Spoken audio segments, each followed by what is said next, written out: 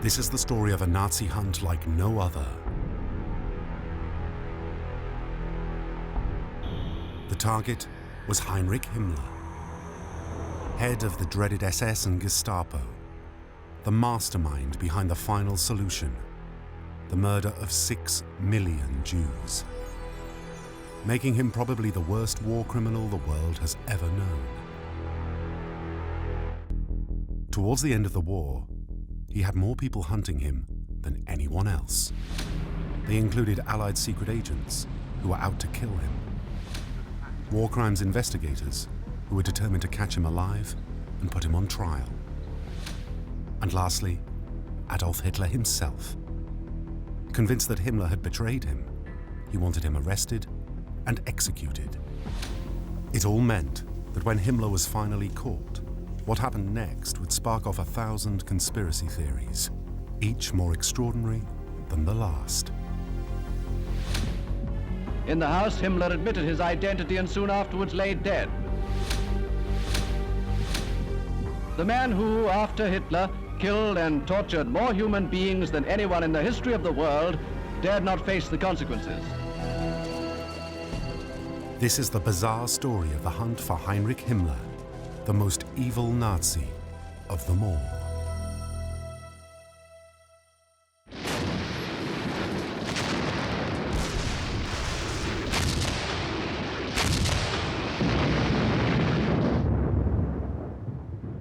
Late April 1945, Berlin, the once proud capital of Germany, lay in ruins. Russian forces rampaged through the streets. The Third Reich, which Adolf Hitler boasted would last 1,000 years, was on the verge of collapse.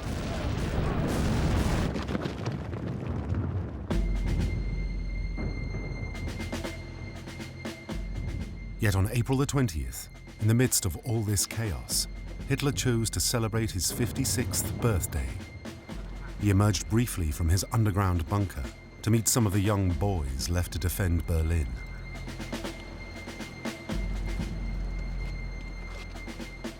The occasion marked the last gathering of the Nazi hierarchy. The guests included Hermann Göring, head of the German Air Force, Joseph Goebbels, propaganda minister, Martin Bormann, Hitler's closest aide, and Heinrich Himmler, head of the SS and the Gestapo, Germany's secret police.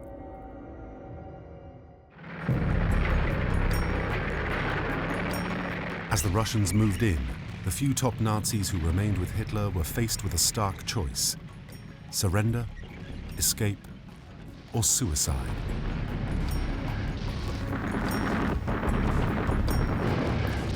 Most chose to run away.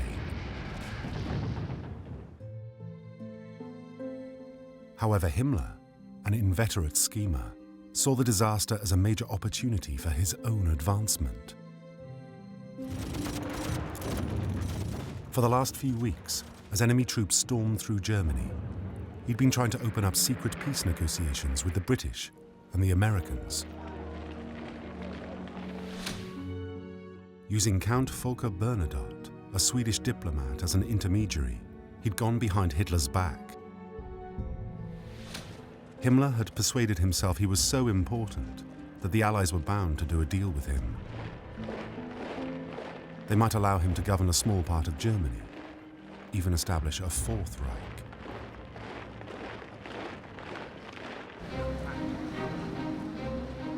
On April the 23rd, 3 days after Hitler's birthday, Himmler sent a message of surrender to General Dwight D. Eisenhower, Supreme Commander of the Allied forces in Europe.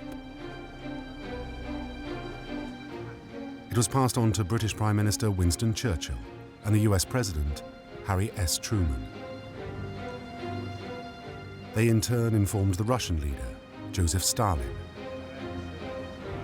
All three decided to ignore Himmler. And in doing so, they turned the tables on him. On April the 28th, news of Himmler's secret overtures was broadcast on BBC Radio. reported by Reuters that unconditional surrender was offered by Himmler to Britain and the United States only.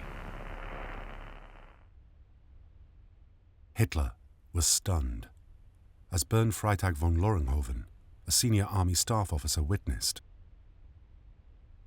Natürlich war Hitler auf das Äußerste aufgebracht. Militärisch war nichts mehr zu erhoffen. Und nun also auch dieser Schritt, also von, dass also auch der Mann, auf den er wahrscheinlich wohl am meisten noch gerechnet hatte, dass der sich von ihm gelöst hatte und diesen Schritt also zu den Alliierten eben unternommen hatte. Hitler demanded that Himmler, once one of his closest colleagues, was arrested and shot.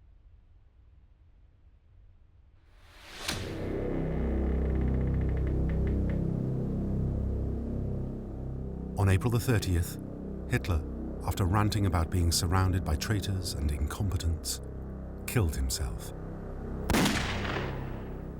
Eva Braun, his wife of just a few hours, died alongside him.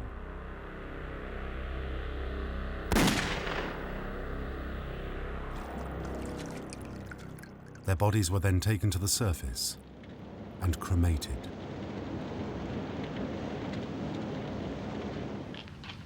Here is a news flash. The German radio has just announced that Hitler is dead. I repeat that, Hitler is dead. This was good news for Himmler. He was now 200 miles away from Berlin in Plön, a small town near the Baltic coast, trying to ingratiate himself with Grand Admiral Karl Dönitz, commander of the German forces in the north.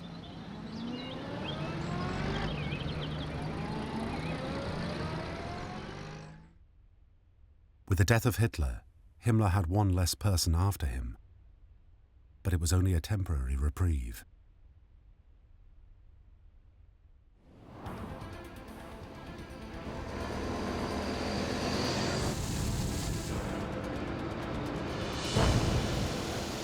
Three days later, with British forces just 30 miles from Plön, Himmler, along with what remained of the German High Command, shifted further north, to Flensburg, a port close to the Danish border. The whole country was swarming with enemy troops, and Himmler had now moved to the top of the Allies' most wanted list. They were determined to catch him alive.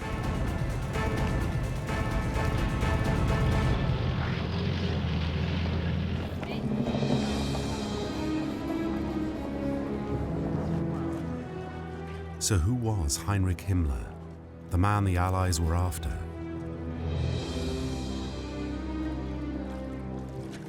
He was born in Munich on October the 7th, 1900, the second son of a school teacher and a devout Roman Catholic mother.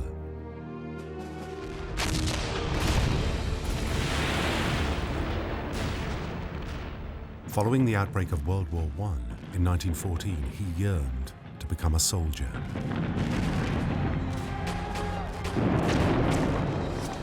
But because he was only 14, Himmler had to wait until the late summer of 1917 before he could join up. In fact, he had barely completed his basic training before the war ended with Germany's defeat in November 1918. Himmler was shattered by his country's humiliation. He was determined that one day he would play a part in restoring Germany's pride.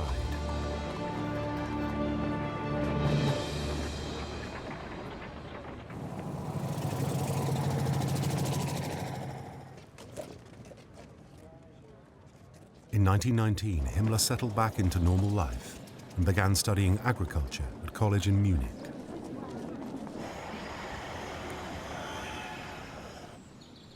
Graduating 3 years later, he went on to buy and run a small chicken farm.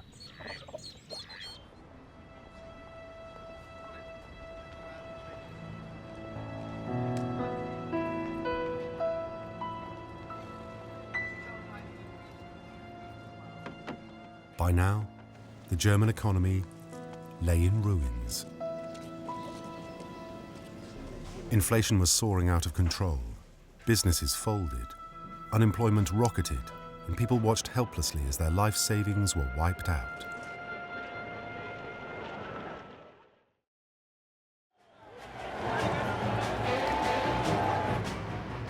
Thousands took to the streets in a series of angry protests. Himmler was horrified as the country hovered on the brink of total collapse. But then, out of the chaos, a man emerged who promised to rebuild the country and make Germany great again. Seit dem Tag hat sich von Woche um Woche steigend unsere Flagge zum Symbol des deutschen Volkes und Reiches erhoben. His name? Volksgenossen, Adolf Hitler, a charismatic ex-World War I corporal who headed up the fledgling National Socialist German Workers' Party, Deutschland die Würfel the gefallen. Nazis. Hitler was quick to tap into people's fear, frustration, and misery. He promised to bring about order and stability, as well as rebuilding Germany's shattered military machine. Himmler was enthralled by Hitler's barnstorming rhetoric and his vision of the future, signing up as a party member in August 1923.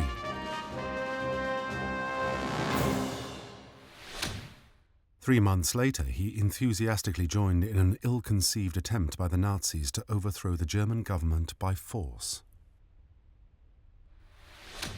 The attempt, known as the Munich Beer Hall Putsch, failed, and Hitler was briefly jailed. When the Nazi leader was released, Himmler threw himself into his work for the party. His painstaking attention to detail and his gift for organization was soon noticed. It was obvious he was a born administrator. In 1925, he was appointed the Nazis' deputy Gauleiter, or regional leader in Bavaria. The following year saw Himmler as second in command of the recently formed SS, a small but elite group of men whose main job was to protect Hitler.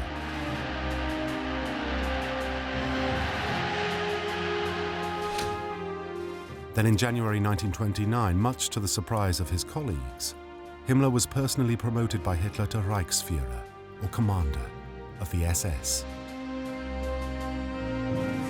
The one-time chicken farmer was on the fast track to the top of the Nazi party.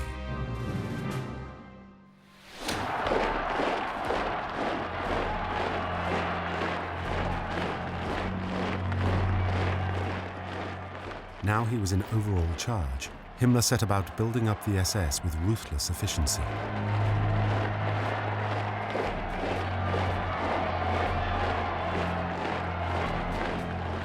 He was so single-minded that by the time Hitler eventually became Chancellor of Germany in January 1933, the SS had grown from fewer than 300 members to more than 50,000.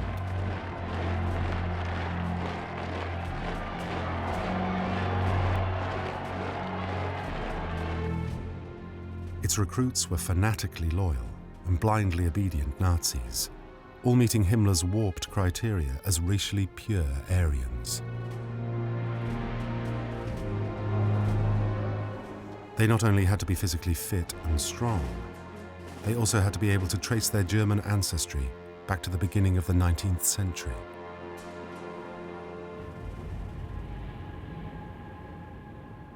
In March 1933, Himmler set up Germany's first concentration camp at Dachau, near Munich.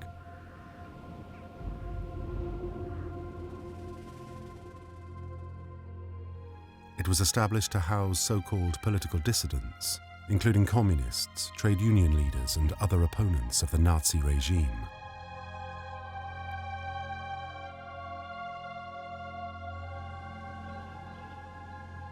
Conditions at Dachau were harsh. Deaths were frequent, as prisoners were forced to work until they dropped, subjected to savage beatings, and starved of proper food.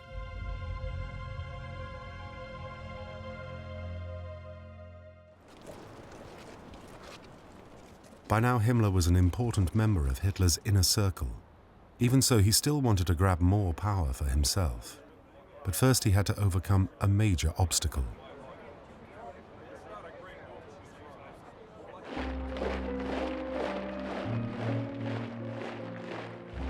Himmler's SS was technically subordinate to the SA, the Nazi Party's paramilitary arm. This vast and unruly militia, known as the Brown Shirts, was headed by Ernst Röhm, a close friend of Hitler.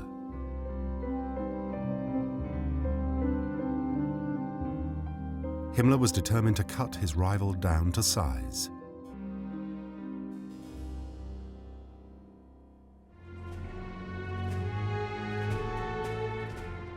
So, on June 30th, 1934, in what became known as the Night of the Long Knives, Himmler orchestrated a bloody purge of the SA. Hundreds of its senior members were rounded up, flung in jail or summarily executed on trumped-up charges of treason. Among them was Ernst Röhm. After being persuaded by Himmler that his old friend was plotting against him, Hitler turned a blind eye as he was shot dead in a Munich prison cell.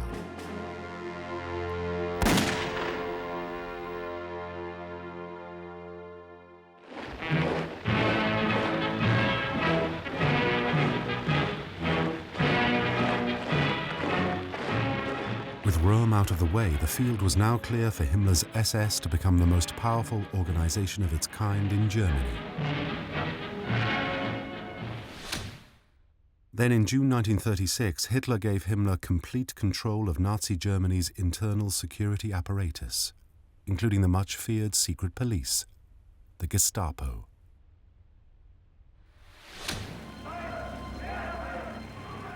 He now had the authority to become fully involved in Hitler's campaign of hate against the Jews.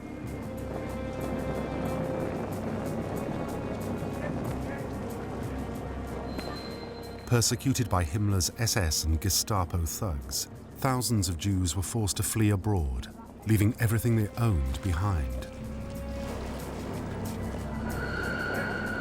Their businesses and homes were then taken over by the Nazis, who enriched both themselves and the party in the process. Those Jews who chose to remain in Germany were treated appallingly. Relationships between Jews and non-Jews resulted in public humiliation for both parties. Jewish culture was derided, and books by Jewish authors were burnt in great public bonfires. Soon Himmler was able to spread this anti-Semitic policy even further, and on a much more violent scale.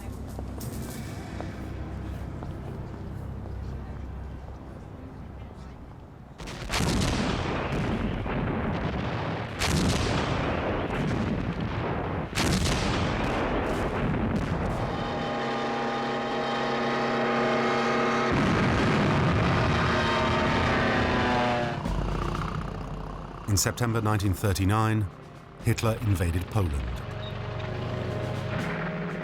As Germany extended its territory eastward, Hitler and his government were faced with a new problem. They had just acquired millions of extra people, many of them Jews. So what was to be done? The answer was chillingly simple: kill them. And who better to get things underway than Hitler's loyal Reichsführer, Heinrich Himmler. His carefully planned program of mass murder began by sending in SS death squads called Einsatzgruppen. They roamed throughout Eastern Europe and Russia, killing Jews, communists, and anyone else Himmler and his cronies considered subhuman. Thousands of helpless men, women, and children were rounded up and marched off to execution sites.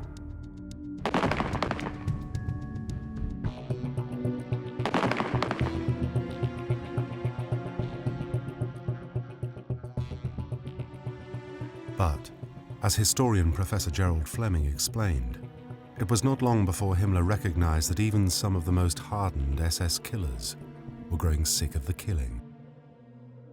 We have Himmler speaking to Jekyll, and he says, the shooting is a complicated and difficult operation, and we need the right people to do it. In other words, it's not up. Not everybody's.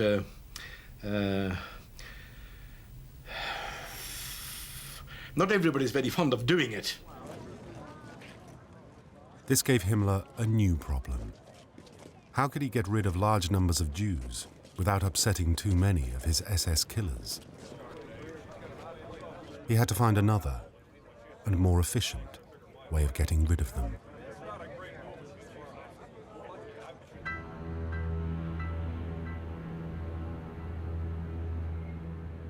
The outcome was one of history's greatest crimes. It would be known as the final solution: the systematic murder of millions of Jews. Himmler authorized the construction of a network of huge extermination camps in Eastern Europe.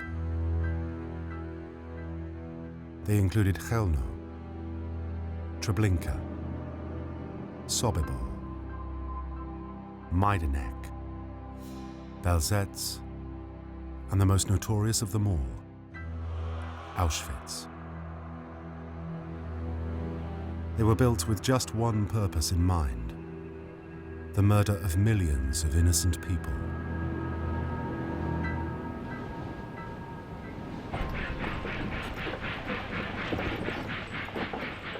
Jews were now rounded up throughout the occupied territories, forced onto cattle trains, and transported to Himmler's new death camps.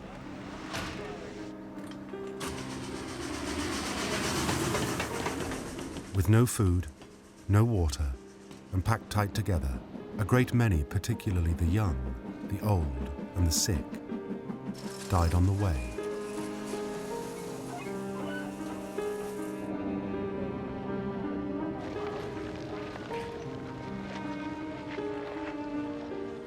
On arrival at the camps, those who survived the journey were deprived of their few possessions. Families were separated. People considered strong enough to work were sent one way. The rest were shorn of their hair, stripped naked, and told they were about to take a shower. This was a cruel deception. They were headed for the gas chambers and their death. Professor Robert Jan van Pelt, a Dutch architect, described the gruesome process. They were brought into this space, and you have to fill the space really with people, because the agent to kill them, Zyklon B, was a gas which only evaporates at 27 degrees Celsius. So you bring in all the people, their body heat starts to heat the room, and then the gas crystals were thrown in through ducts like these, which we see here in the ceiling. The gas crystals came in and started to dissolve in the heat, and people died.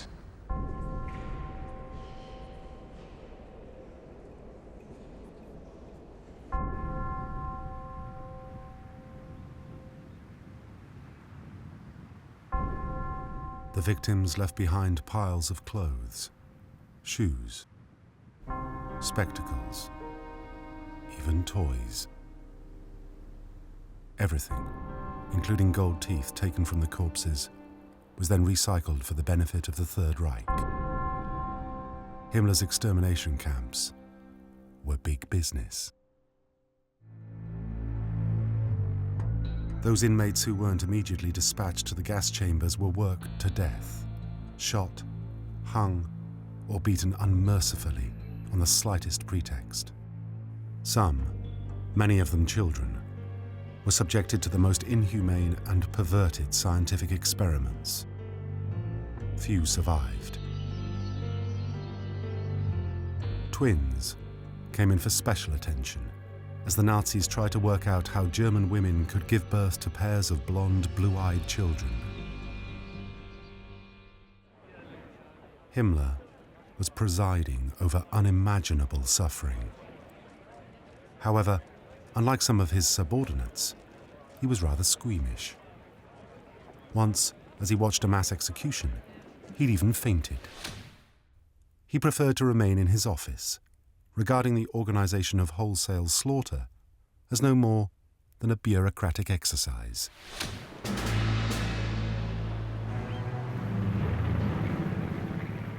On June the 6th, 1944, D-Day, the Western Allies landed in northern France and headed for Germany.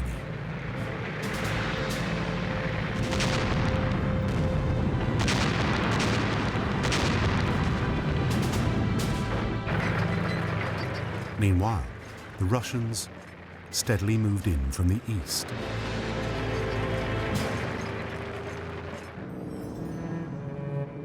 And on July the 23rd, they became the first of the Allies to liberate an extermination camp, Majdanek, on the outskirts of the city of Lublin in East Poland. They were dumbfounded by what confronted them, especially the gas chambers. Although the Allies knew they existed, no one had actually seen one before.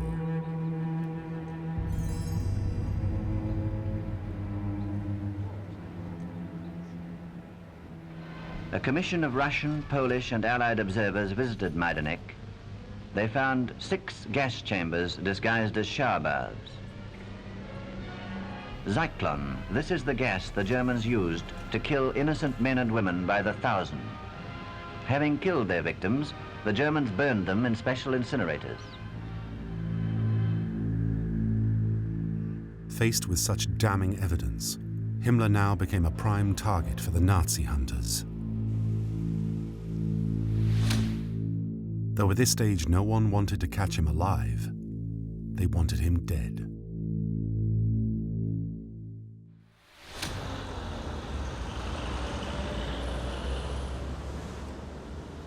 On July the 8th, 1944, a top-secret memo went round a London office.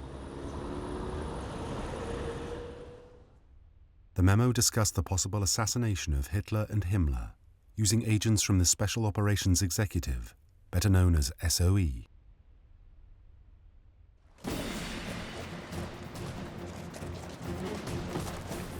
Established by British Prime Minister Winston Churchill in July 1940, SOE had been ordered to set Europe ablaze.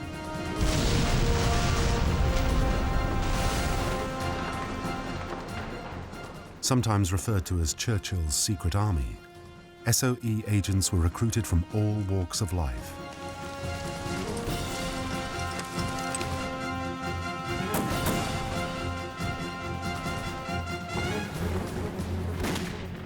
Following intensive training, the agents became experts in commando warfare, sabotage, handling explosives, and occasionally assassination.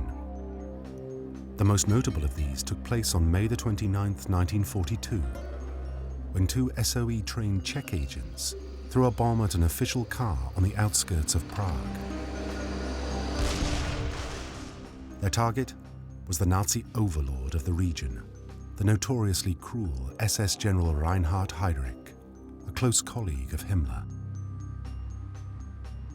He died from his injuries the following week.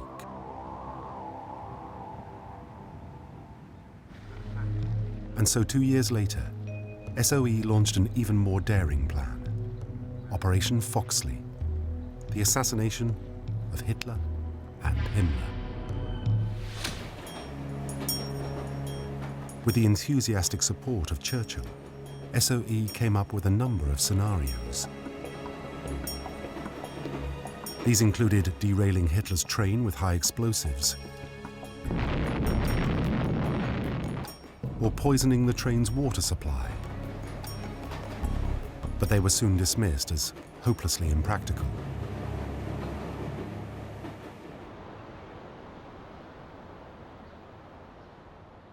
Eventually, it was decided that the best way to kill Hitler would be by shooting him on one of his regular visits to the Berghof, his Bavarian mountain retreat.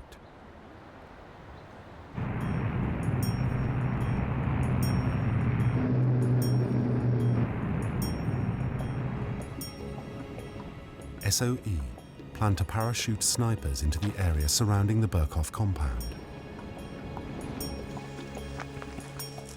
Acting on information relayed to them by a man on the inside, the snipers, dressed in German army uniforms, would sneak into the compound and lie in wait until Hitler and Himmler appeared in the grounds.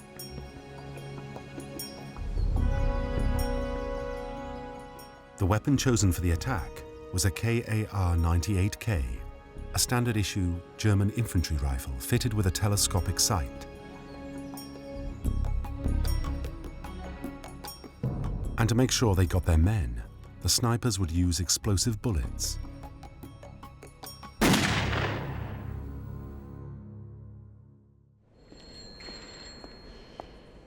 The plan was submitted to the British War Cabinet in November 1944. While waiting for a decision, SOE came up with yet another proposal. It involved using a top Nazi. In aufrichtiger Kameradschaft begrüßt die Bewegung besonders die Vertreter. Sie sind uns der Garant des Friedens.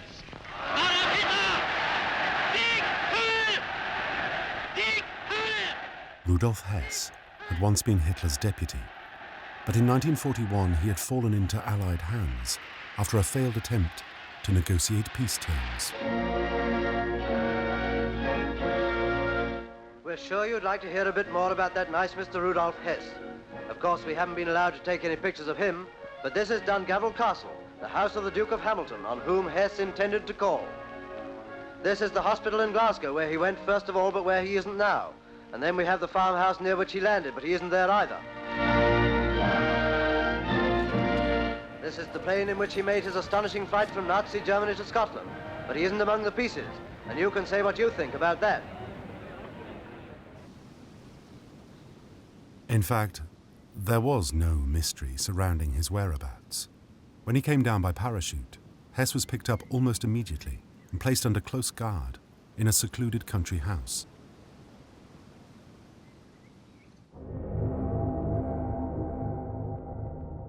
But now SOE wanted to use Hess in a plan so bizarre it bordered on fantasy. To hypnotize him and spirit him back to Germany. On the assumption that he would be welcomed once more into the Nazi inner circle, Hess would have been programmed to kill Himmler as soon as he got the opportunity. Needless to say, the mad scheme didn't get off the drawing board. By now, Churchill had gone off Operation Foxley. He felt that as Hitler was such a bad military commander, he was worth more alive than dead. The last thing anyone wanted at this late stage in the war was Hitler being replaced by someone who actually knew what he was doing. Any idea of killing Himmler was also abandoned. By now the Allies had other plans for him. He was to be put on trial for his life. On May the 7th, 1945, Germany surrendered. Now the surrenders began. Admiral General von Friedeberg signed the surrender of all German forces in northwest Germany and Holland and Denmark. For Field Marshal Montgomery, this was the victorious end of a march from Alamein to the Elbe.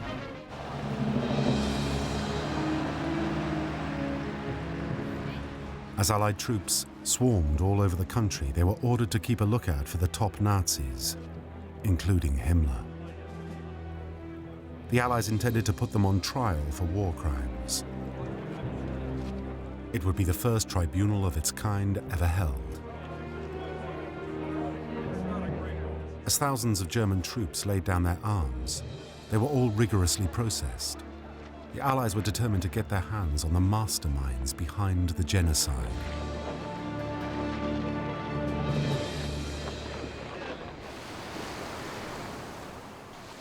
At this stage, Himmler was still hiding out in Flensburg, near the Danish border, since Hitler's death the seat of the short-lived provisional German government.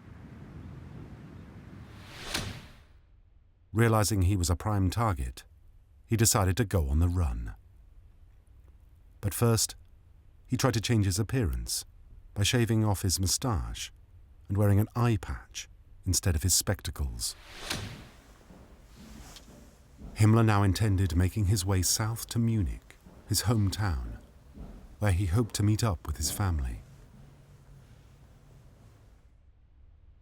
The escape from Flensburg to Munich would involve travelling hundreds of miles through territory now firmly in Allied hands.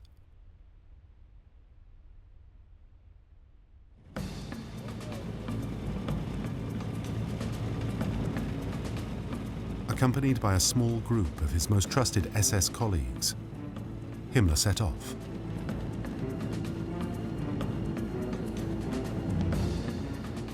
By now, Allied agents, alerted by Danish intelligence that he'd fled, were combing northern Germany for him.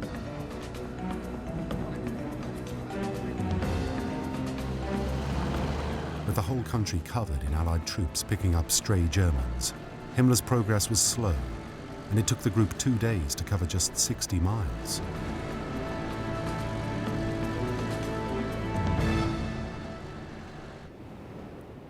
Arriving at Marne on the north bank of the Elbe estuary, they abandoned their cars and continued on foot, managing no more than 5 miles a day. Mixing with thousands of displaced people and German troops trying to find their way home, Himmler and his companions had discarded their distinctive black SS uniforms. They were now masquerading as members of the Geheimfeldpolizei, or secret military field police. But what none of them realized was that the field police, because they were affiliated to the Gestapo, were high on the Allies' blacklist. Anyone with the rank of sergeant or above was subject to automatic arrest. They'd made a critical error. On the morning of May the 21st, Himmler and his companions reached the small town of Bremerwörde on the river Ost, halfway between Hamburg and Bremen. But now their luck was about to run out completely. Nein, das ist aber nicht gut. Oi! That's it!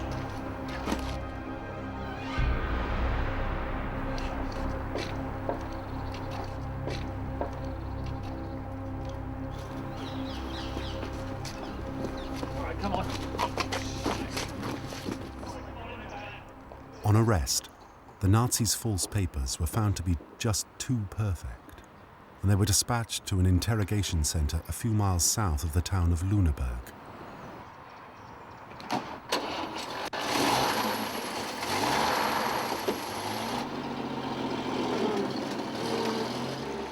Much to Himmler's surprise, he had not yet been recognized. With no chance of escape, he reviewed his options. He hoped there was still a deal to be done with the Allies, even though they'd rebuffed him earlier. If not, there was another way out. Suicide. In common with most other senior Nazis, Himmler carried a deadly dose of cyanide, which could be hidden inside a hollowed-out tooth. All he needed was the right moment.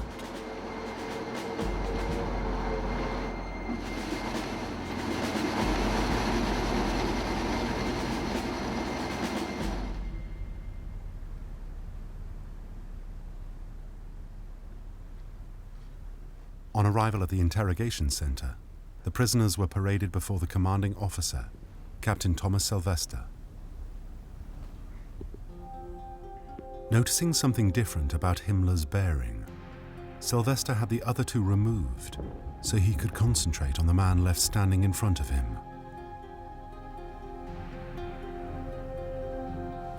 Realizing there was clearly no longer any chance of a deal, Himmler calmly revealed his true identity. The end game was about to begin.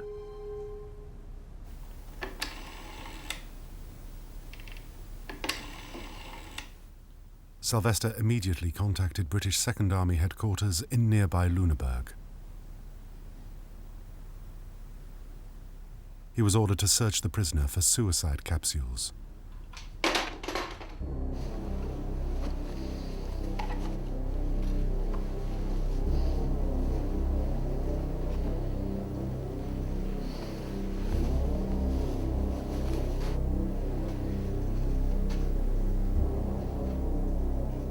two small cases were found in Himmler's jacket.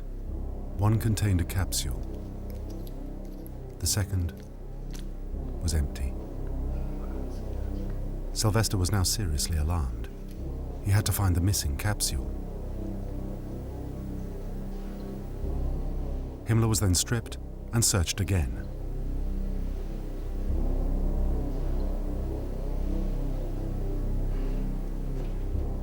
But nothing was found.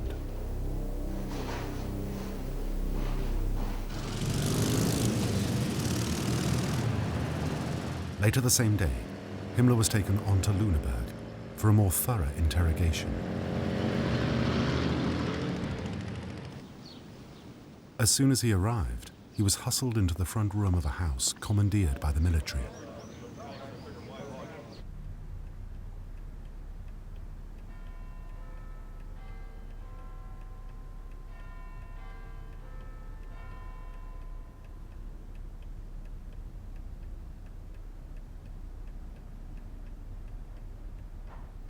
Himmler was now in the hands of Army Doctor Captain Clement Wells. He'd been instructed to give him a complete examination. Now, let's have a look at you then.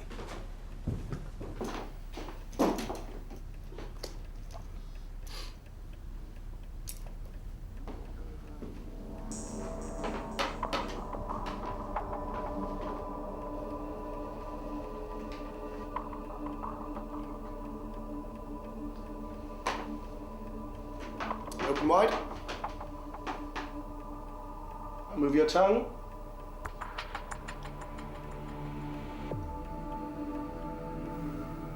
Wells had spotted something strange in Himmler's mouth.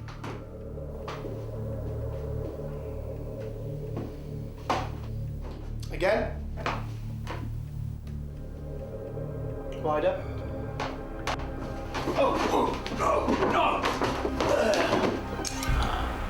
Corporal Bill Carrott recalled what happened next.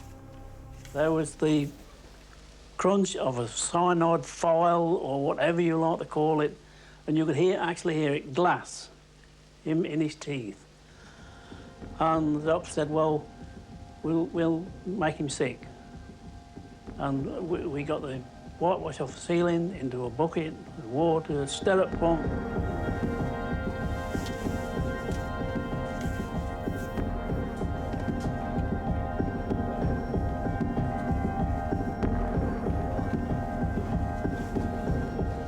Then the doctor said, no, it's no good. It's too late, he's away, he's gone, finished. And that was the end of Himmler.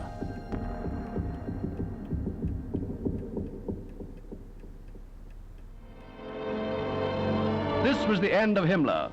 In this house at Lüneburg, he was interrogated and found to be in possession of poison phials. In the house, Himmler admitted his identity and soon afterwards lay dead from the poison concealed in his mouth. The man who, after Hitler, killed and tortured more human beings than anyone in the history of the world, dared not face the consequences.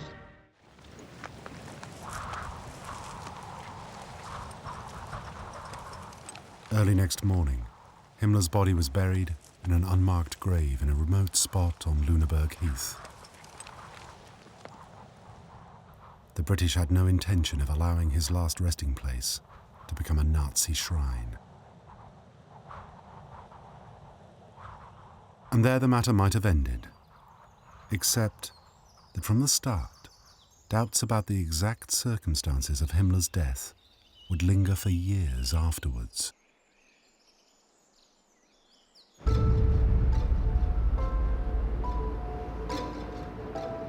There are rumours that the British intelligence service files about his last days are sealed until 2045, 100 years after the end of the war. If there is nothing to hide, this seems a remarkably long time and does nothing to dispel the various theories about the way Himmler died. These include the suggestion that once the poison capsule was spotted in his mouth, it was decided to let him go ahead and kill himself.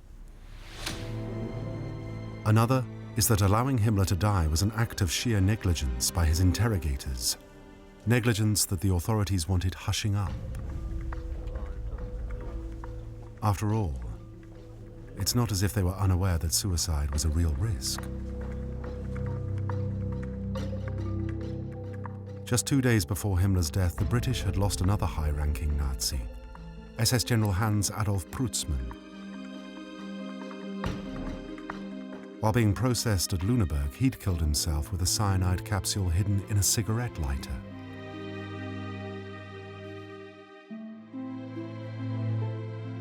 In an even more bizarre twist, it was suggested later that Himmler had slipped through the net, and the man who died in agony, writhing on the floor, was an imposter.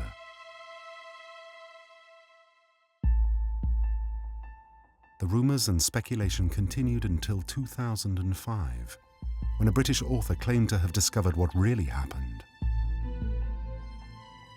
In his book, Himmler's Secret War, Martin Allen suggested that far from killing himself, Himmler had actually been assassinated by secret agents, acting with the full knowledge of the British authorities.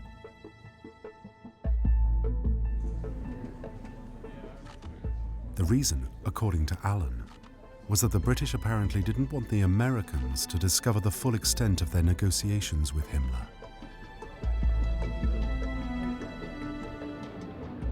Conspiracy theorists have long since referred to a war cabinet meeting in May 1945, when Churchill apparently suggested negotiating with Himmler before disposing of him. As Churchill is said to have remarked, "We were quite entitled to bump him off."